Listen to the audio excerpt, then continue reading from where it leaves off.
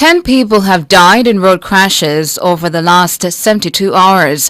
4 of those fatalities were recorded in the last 24 hours in 2 separate incidents. Dana Davy reports.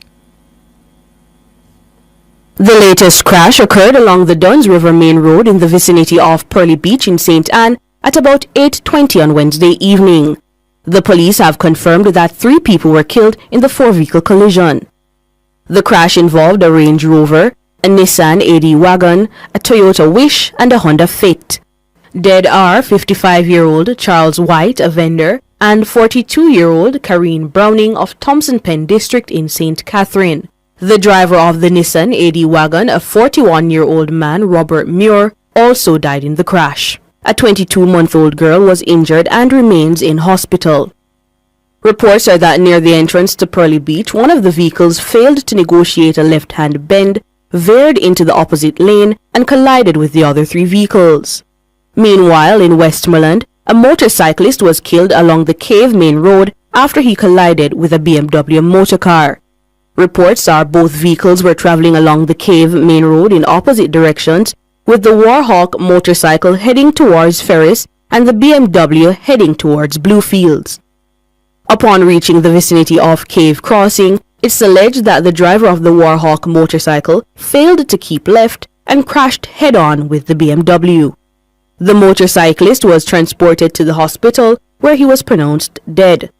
Vice Chairman of the National Road Safety Council, Dr. Lucian Jones, says despite road safety gains, the nation continues to witness carnage on the roads. The National Road Safety Council is deeply concerned and alarmed that despite the gains we have made as a country in respect of having a new Road Traffic Act and an improved ticketing system, some measure of public education through the media, and other important steps that have been taken to reduce road fatalities in this country. Since the beginning of April, 10 people have died on our roads. This is a major disaster and calamity. Dana Davy for Nationwide News. Meanwhile, Dr. Jones is calling on the police to ramp up their traffic enforcement efforts. The options for rescuing our nation from this kind of carnage are not many. The police need to, and we call upon them, and they have been doing, they need to increase the level of enforcement on our roads. We must receive the kind of resources from both government and the private sector to carry out sustained and frequent public educational campaigns in this country. We have to make sure that whatever is left will be fixed in the ticketing system in respect of people not paying their fines at the tax office, going to court, and then getting a summons if they fail to appear in court. Whatever is left in the system to be fixed, it needs to be fixed urgently. He's also calling for a reset of the breathalyzer program. The options for rescuing our nation from this kind of carnage, the common theme is that people are not staying in their lane, they are driving recklessly and they are speeding. We need to ramp up the breathalyzer program in this country. For many countries, a lot of those crashes, fatalities, are caused by people driving under the influence of alcohol. Based on the data, this appears not to be the case in Jamaica. But we don't see any reason why Jamaica should be peculiar and different from the rest of the world. So we need to examine the breathalyzer program much more carefully. These are challenging times, and the entire nation must be mobilized from top to bottom to put an end to this. This madness cannot continue. We cannot continue to lose lives, precious lives like this. And therefore, we are appealing for urgent action. Dr. Lucian Jones, the Vice Chairman of the National Road Safety Council, and head of the St. Ann Police Division, SSP Dwight Powell, says 15 people have died in road crashes in the parish since the start of the year.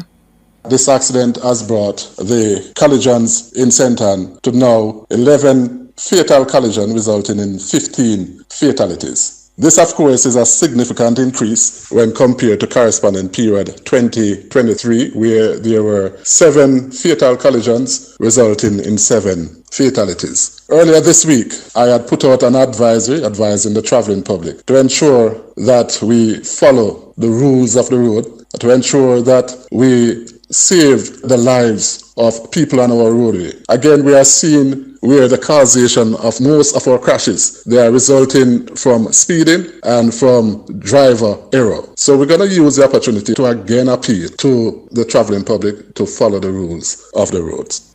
SSP Dwight Powell, head of the St. Anne Police Division. A 20-year-old bartender was one of two people killed at a bar in St. Elizabeth on Wednesday night. It's understood the woman, who was 8 weeks pregnant, and a man were shot fatally at the establishment in Williamsfield. The deceased have been identified as a 37-year-old Dane Morgan, otherwise called Little D, a truck driver of Williamsfield District, St. Elizabeth, and a 20-year-old Kishira Arscott, a bartender of Ballards River in Clarendon. Head of the St. Elizabeth Police, Acting Superintendent Coleridge Minto, says Arscott was only on her second day working at the location. 2 persons, a male and a female, were found suffering from gunshot wounds. They were taken to the Black River Hospital where they were pronounced dead. The information we have so far, the female, the bartender that worked at this location, was her second day working here. The gentleman who was killed is a resident of this community. Well over 33 spent shells were found at this location. The woman leaves behind a 1-year-old child. SB Minto says the incident has shocked the community. The Williamsfield community is a community that is very peaceful and quiet, and in fact we have not had any major incidents in this community, and so we are here supporting the residents and ensuring that this investigation will be speedy and swiftly. The residents are not accustomed to this kind of activity in their space, and so we are ensuring that our CSS team, supported by our station pastors and chaplains, will provide support. The gentleman had a number of children, many of them who are traumatized out of this incident, as well as children in this community. And so we'll be providing additional support to them. We will continue the investigation until we find the persons responsible for this gruesome killing of these 2 people. And that previous sentence should have read, Acting Superintendent Minto says that the incident has shocked the community. Acting Superintendent Coleridge Minto is head of the St. Elizabeth Police Division. The governor of the Bank of Jamaica, Richard Biles, says without the requisite legislation mechanism in place, the BOJ cannot proceed to fine those deposit-taking institutions that fall foul of the minimum service standards for automated banking machines, ABMs. Mr. Biles was speaking on Nationwide this morning. The central bank governor says that until the relevant law comes to pass, the entity lacks the authority to impose monetary sanctions on those banks who do not play by the new ABM operating rules.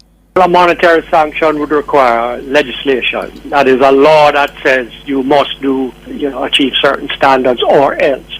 We don't have the law. And getting a law passed is quite a process in Jamaica. And generally, countries throughout the world, laws take time to get passed. So what we have relied on instead is moral suasion. And how we have gone about it is that we have met with the banks.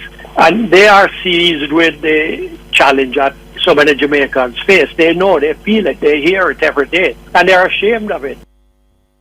On Tuesday, the BOJ published service standards for the operation of ABMs.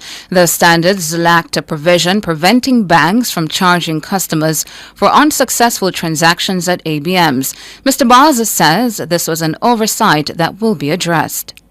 Is this something that you at this time would consider adding to the standards as well? Persons go to the ABMs, they're about to do a transaction, the ABM fails for some reason, malfunctions. Oh, yeah. The transaction was not completed, but they're charged. No. I agree with you entirely. And that's an oversight on my part. So you're saying this morning that this is something that the BOJ would consider adding to the standards? I would take that up with them. Meanwhile, the BOJ says non-adherence to the standards may give rise to supervisory concerns around safety and soundness with the attendant supervisory consequences.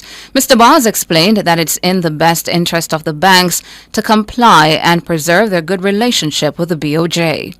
If you are a deposit-taking institution, a bank, and your supervisor is not pleased with you, that's a bit of a challenge for you, because there are many issues that we have to work together on. And if I have a very positive view of your service and what you're trying to do, then I will, that positive view will rub off on how I deal with you in many other ways. And if I have a negative view, similarly, that will rub off on how I deal with you in other ways. So I think it's in the best interest of the banks to be in good standing in the eyes of the central bank and to achieve the standards that the bank asks you to achieve, especially when we have sat down with the banks and we have agreed that these are the standards that are appropriate. Richard Bars, Governor of the Bank of Jamaica. All deposit-taking institutions have 9 months to get their house in order to meet the new service standards. Now, public pressure is growing on the Verticast Media Group, with several customers demanding a refund of subscription fees. The din surrounding Verticast came to a head on Wednesday evening, with reports that the 2-year-old company was suing telecoms giants Digicel and Flow. William Mitchell reports. Verticast has been missing in action for the past 2 months.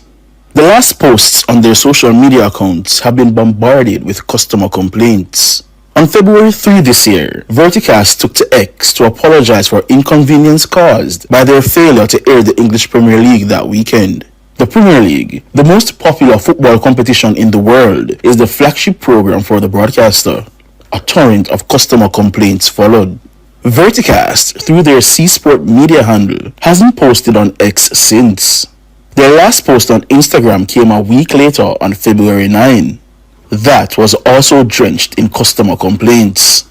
On the same day, the Broadcasting Commission of Jamaica launched a probe into Verticast following incessant customer complaints.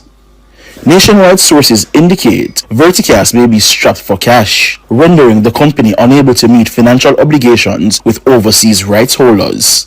Our news center understands that in addition to their failure to broadcast the Premier League, there have been issues with their NBA and NFL broadcasts. In addition, there are also complaints about the functionality of their mobile app.